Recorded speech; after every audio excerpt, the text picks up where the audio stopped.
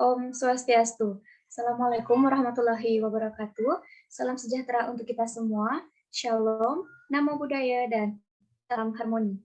Baik, pertama-tama saya ingin mengucapkan terima kasih atas waktu dan kesempatan yang diberikan kepada kelompok kami. Di sini kami akan mempresentasikan hasil dari diskusi kami, yaitu tentang optimasi dengan N variabel bebas dan optimasi dengan kendala. Tapi sebelum itu, izinkan kami memperkenalkan diri terlebih dahulu. Perkenalkan, nama saya Komang Aitriani dengan NIM 211705157, nomor absen 6. Perkenalkan, nama saya Nika Demarsya Maharani dengan NIM 211705175, nomor absen 24. Perkenalkan, nama saya Ngurah Pamarta Morama Saputra dengan NIM 211705180 dengan nomor urut 28. Baik, materi yang pertama adalah optimasi dengan N variabel bebas. Yang pertama, fungsi dengan dua variabel bebas. Fungsi-fungsi yang memiliki dua variabel bebas secara fungsional dapat dinyatakan sebagai Z sama dengan F dalam kurung XY.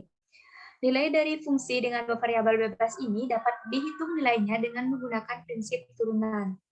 Nah, untuk mengetahui dan mengevaluasi apakah fungsi-fungsi yang diamati tersebut memenuhi kriteria yang berlaku atau tidak pada metode optimasi dengan dua variabel bebas, kita dapat menggunakan konsep determinan. Nah, kriteria yang dimaksud tersebut yaitu yang pertama, delta sama dengan fxx dikali fyy dikurang fxy kuadrat lebih besar dari 0. Itu berarti kondisi fungsi maksimum atau minimum. Yang kedua, delta sama dengan fxx dikali fyy min fxy kuadrat lebih kecil dari 0, itu berarti fungsi saddle point. Dan yang ketiga, delta sama dengan fxx dikali fyy min fxy kuadrat sama dengan 0, itu berarti pengujian gagal dan fungsi yang diselidiki mendekati titik krisis atau kritis. Nah, untuk fungsi-fungsi yang memenuhi syarat tadi, selanjutnya kita harus menentukan apakah fungsi tersebut bersifat maksimum atau bersifat minimum. Untuk menentukan hal tersebut, maka fungsi tersebut harus memenuhi kriteria sebagai berikut. Yang pertama, kondisi tingkat pertama yang diperlukan, yaitu fx sama dengan 0 dan fy sama dengan 0 menandakan fungsi tersebut bersifat maksimum. Dan fx sama dengan 0, fy sama dengan 0 menandakan fungsi tersebut bersifat minimum. Dan yang kedua, kondisi tingkat kedua yang mencukupi, yaitu fxx dan fyy lebih kecil dari 0, itu berarti fungsi bersifat maksimum. Dan jika fxx dan fyy lebih besar dari 0, maka fungsi tersebut bersifat minimum. Contoh aplikasinya, penerimaan perusahaan dari dua macam barang yang dijualnya adalah TR sama dengan 20X min X kuadrat plus 10Y min Y kuadrat. Berdasarkan keadaan tersebut, tentukan apakah perusahaan bersifat maksimum dan berapakah X dan Y pada kondisi tersebut. Nah, di sini kita menggunakan konsep turunan. Yang pertama, Fx sama dengan kita turunkan yang mengandung variabel X, yaitu 20X min X kuadrat. Kita turunkan menjadi 20 min 2X sama dengan 0. Maka didapatkan nilai X sama dengan 10. Dan untuk Fy, kita turunkan yang mengandung variabel Y. Nah, di sini 10Y min Y kuadrat kita turunkan, 10Y kita turunkan menjadi 10, dan Y kuadrat kita turunkan menjadi min 2Y pangkat 1 sama dengan 0, maka didapatkan hasil Y sama dengan 5. Nah, fxx sama dengan min 2, fyy sama dengan min 2, dan fxy sama dengan 0. Sehingga delta TR sama dengan fxx dikali fyy min fxy kuadrat. Didapatkan hasil min 2 dikali min 2 dikurangi 0. Maka delta TR sama dengan 4 lebih besar dari 0. Ini berarti evaluasi memenuhi persyaratan. Karena fxx sama dengan min 2 lebih kecil dari 0, dan fyy sama dengan min 2 lebih kecil dari 0. Maka penerimaan perusahaan dari penjualan dua macam barang X dan Y adalah maksimum dengan output X sama dengan 10 dan output Y sama dengan 5. Materi selanjutnya akan dipaparkan oleh teman saya.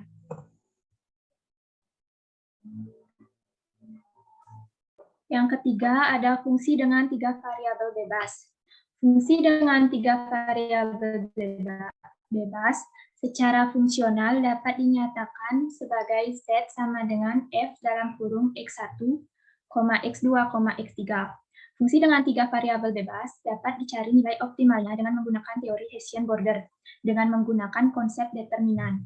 Teori Hessian menyatakan bahwa persamaan-persamaan yang telah diturunkan secara parsial disusun kembali ke dalam bentuk matriks yang hasilnya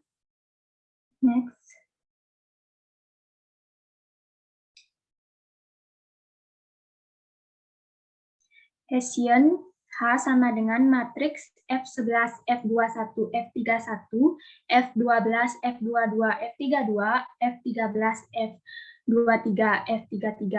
Untuk menentukan apakah fungsi bersifat maksimum atau bersifat minimum, Hessian mempunyai aturan sebagai berikut.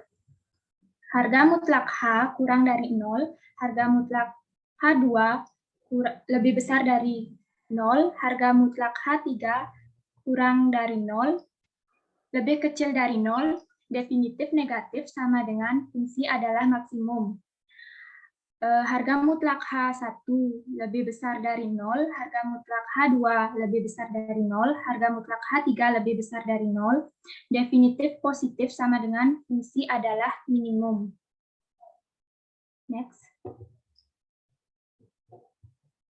Contoh aplikasinya, hasil observasi menunjukkan fungsi biaya produksi adalah TC sama dengan 2x1 kuadrat tambah x1 x2 tambah 4x2 kuadrat tambah x1 x3 tambah x3 kuadrat tambah 2. Berdasarkan keadaan tersebut, apakah biaya produksi terhadap 3 macam barang x1, x2, dan x3 adalah minimum? Jawabannya TC sama dengan 2x1 kuadrat tambah x1 x2 tambah 4x2 kuadrat tambah x1 x3 tambah x3 kuadrat tambah 2. Hasil F1 sama dengan 4x1 tambah x2 tambah x3, F2 sama dengan x1 tambah 8x2, F3 sama dengan X1 tambah 2X3. Sehingga H sama dengan matriks 411, 180, 102.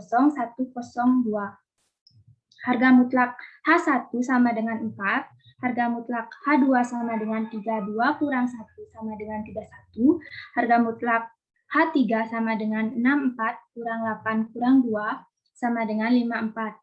Harga mutlak H1 lebih besar dari 0, harga mutlak H2 lebih besar dari 0, harga mutlak H3 lebih besar dari 0. Keadaan tersebut menunjukkan bahwa biaya produksi bersifat minimum. Next.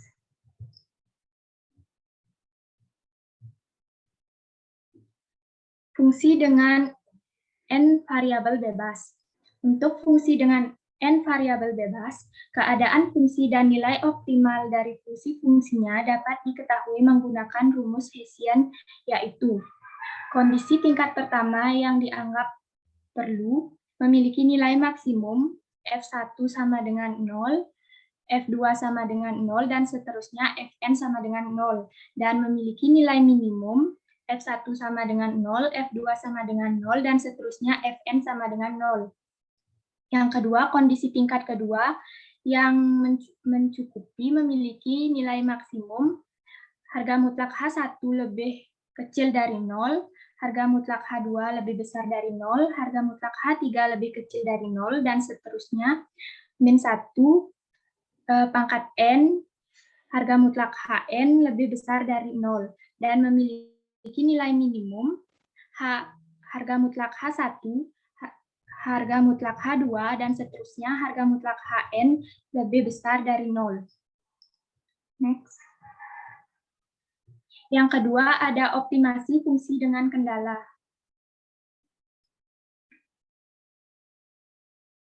Yang pertama, fungsi dengan 2 variabel bebas. Suatu fungsi dapat dibagi ke dalam 2 bagian besar, yaitu fungsi tujuan, objective function, dan fungsi-fungsi kendala subject to constraints. Fungsi tujuan adalah fungsi yang menggambarkan apa saja yang hendak dicapai, dan fungsi kendala adalah fungsi yang menggambarkan keadaan kendala yang merintangi setiap individu guna membuat keputusan terbaik sesuai keinginannya.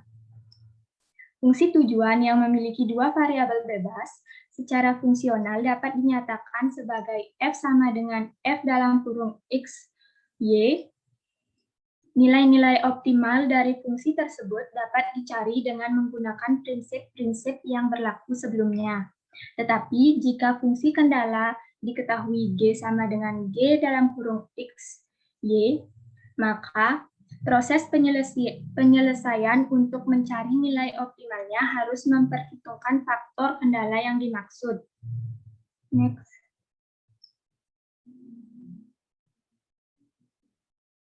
Next. Yang kedua, metode nilai marginal. Pada teori ekonomi mikro, metode ini dikenal dengan konsep MRS, yaitu Marginal Rate of Substitution, atau MRTS, yaitu Marginal Rate of Technical Substitution. Jika fungsi tujuan yang diamati digambarkan oleh fungsi U sama dengan F dalam kurung XY, dan fungsi kendala ditulis dalam bentuk persamaan G sama dengan PXX tambah PYY, maka nilai optimalnya dapat dicari dengan rumus MUX per PX sama dengan MUY per PY sama dengan UX per PX sama dengan UY per PY. Next. Misalkan diketahui fungsi utilitas U sama dengan X kuadrat Y kuadrat dan fungsi anggaran pendapatan 100 sama dengan 2X tambah Y, maka MUX dan MUY dapat ditulis sebagai berikut. MUX sama dengan 2XY kuadrat sama dengan 0. MUY sama dengan 2X kuadrat Y sama dengan 0.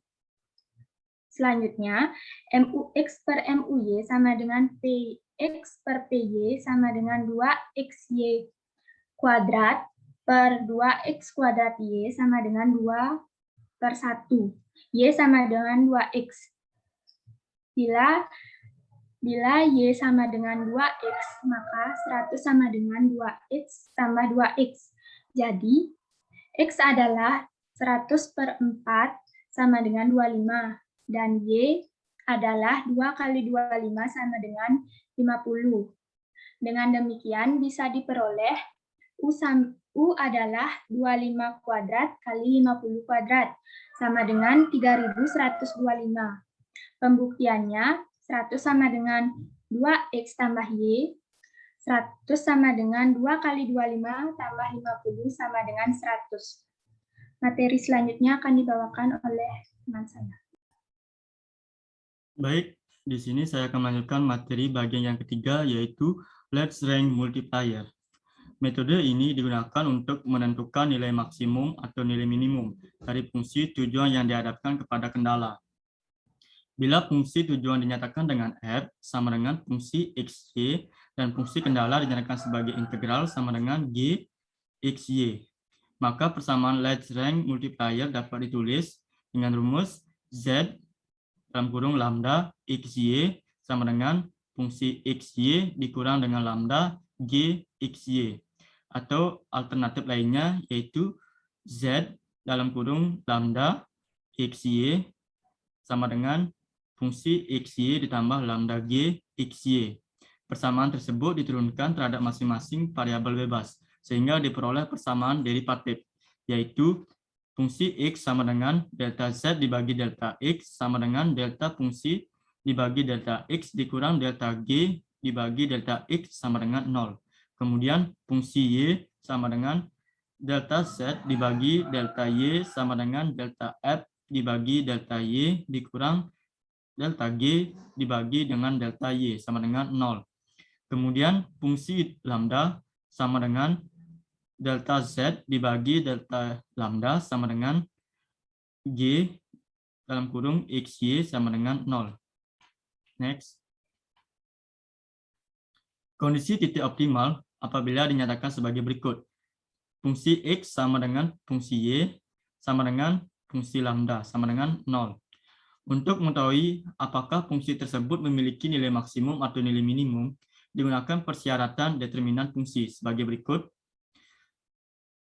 Delta pangkat Z sama dengan fxx dikali fyy dikurang dengan fxy pangkat 2 lebih besar dari 0 adalah nilai maksimum atau minimum. Kemudian delta pangkat Z sama dengan fxx dikali dengan fyy dikurang dengan fxy pangkat 2 lebih kecil atau sama dengan 0. Pengujian gagal dan fungsi mendekati titik krisis. Kemudian, fungsi yang diamati memiliki nilai maksimum atau minimum yaitu fxx, fyy lebih kecil dari 0 disebut dengan maksimum. Kemudian disebut dengan minimum yaitu fxx, fyy lebih besar dari 0. Jika delta lebih kecil dari 0, maka tidak ada nilai maksimum atau nilai minimum untuk fungsi berkendala, tetapi bila fxx, fyy lebih kecil dari 0 atau fxx, fyy lebih besar dari 0, maka ada nilai maksimum atau nilai minimum untuk fungsi yang berkendala. Selanjutnya. Kemudian lanjut ke bagian keempat yaitu Hessian border dengan kasus dua variabel atau lebih. Metode Hessian memiliki aturan yaitu bila fungsi dinyatakan sebagai f sama dengan fungsi x, y dan fungsi kendala dinyatakan sebagai g sama dengan g x, y, maka z dalam kurung lambda x, y sama dengan fungsi x, y ditambah g lambda x, y. Untuk menentukan titik optimal, Hessian menggunakan turunan pertama sebagai syarat perlu dari fungsi-fungsi yang diamati sebagai berikut. Fx sama dengan Fy sama dengan F lambda sama dengan 0. Untuk menentukan fungsi bersifat maksimum atau minimum, maka diperlukan syarat mencukupi dengan aturan determinan, yaitu lambda nilai mutlak Hessian atau dilamakan dengan H, yaitu dalam kurung 0, GK, GL, GK, ZKK, ZLK, GL, ZKL, ZLL. Dengan bila nilai mutlak H lebih besar dari 0, maka fungsi bersifat maksimum. Jika nilai mutlak H lebih kecil dari 0, maka fungsi bersifat minimum. Next. Bagian yang kelima yaitu kondisi Kuhn-Tucker, yaitu pada kondisi Kuhn-Tucker penelusuran nilai optimal dan nilai fungsi tujuan yang bersifat nonlinier dihadapkan kepada fungsi-fungsi kendala berupa pertidaksamaan dan persamaan, baik yang bersifat tunggal maupun bersifat ganda. Untuk memenuhi syarat perlu menganggap memaksimumkan Z sama dengan Fx. Subjeknya yaitu GI dalam kurung X lebih kecil atau sama dengan BI jika I sama dengan 1 atau 2 atau nilai bilangan real selanjutnya. Kemudian GI dalam kurung X lebih kecil atau sama dengan BI jika I sama dengan R tambah 1 dan selanjutnya. Kemudian GI dalam kurung X sama dengan BI jika I sama dengan S tambah 1 dan seterusnya. X lebih besar atau sama dengan 0. Selanjutnya. Kendala persamaan masuk ke dalam pemrograman matematika akan mendatangkan kesulitan-kesulitan di dalam memecahkan persoalan dengan menambahkan select variabel R, XU dengan I sama dengan 1 atau 2 dan seterusnya, dan surplus variabel S, XU, I dengan R tambah 1, maka problem di atas dapat ditulis kembali dengan memaksimumkan Z sama dengan Fx. Subjeknya yaitu GI dalam kurung X tambah X TI sama dengan BI jika I sama dengan 1, 2 atau bilangan real selanjutnya. Kemudian GI dalam kurung X dikurang dengan X TI sama dengan BI jika I sama dengan R tambah 1 dan seterusnya. Kemudian GI dalam kurung X sama dengan BI yaitu I jika I sama dengan S tambah 1 dan seterusnya. X, XT lebih besar atau sama dengan 0. Di mana X, XT sama dengan X1, X2,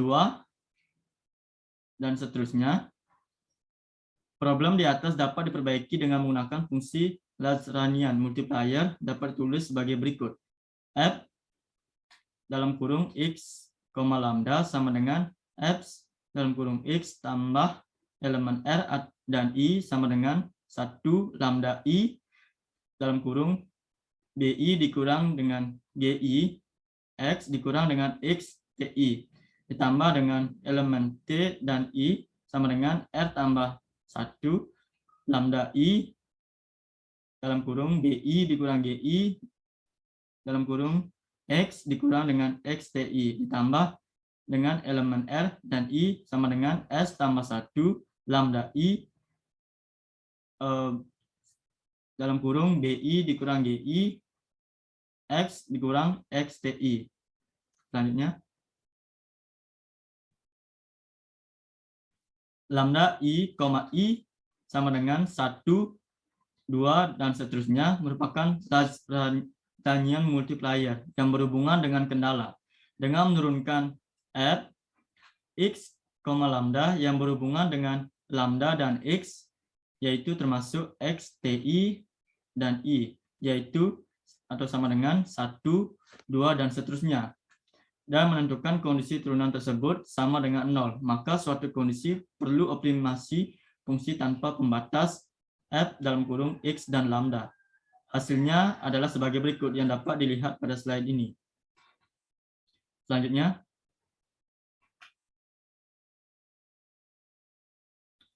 hal lain yang berhubungan dengan solusi problem yang dibahas adalah berhubungan dengan interpretasi Lagrangian multiplier. Nilai X dan lambda bergantung pada nilai-nilai BI jika I sama dengan 1, 2, dan seterusnya. Anggaplah semua M kendala adalah persamaan dan tingkat perubahan Z yang sama dengan Fx sama dengan F dalam kurung X1, X2, dan seterusnya. Berhubungan dengan BI, yaitu jika I sama dengan 1, 2, dan bilangan seterusnya. Berdasarkan aturan optimasi di atas, maka diperoleh sebagai berikut. Andaikan Fx merupakan fungsi biaya dan BI merupakan jumlah satuan berapa sumber fisik, maka lambda I menggambarkan taksiran berupa banyaknya biaya minimum. Akan berubah jika kuantitas sumber I ditingkatkan dengan suatu unit. 1 unit. Dapat dilihat di sebelah kiri. Selanjutnya,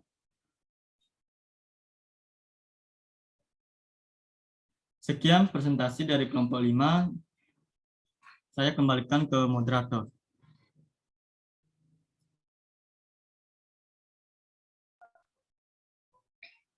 Baik, sekian presentasi dari kami. Apabila ada materi yang kurang dimengerti, kita akan berdiskusi pada hari Senin jam mata kuliah matematika ekonomi. Baik, jika ada kesalahan, kami mohon maaf. Akhir kata saya ucapkan terima kasih dan kami tutup dengan Param Santi. Om Santi, Santi, Santi, Om.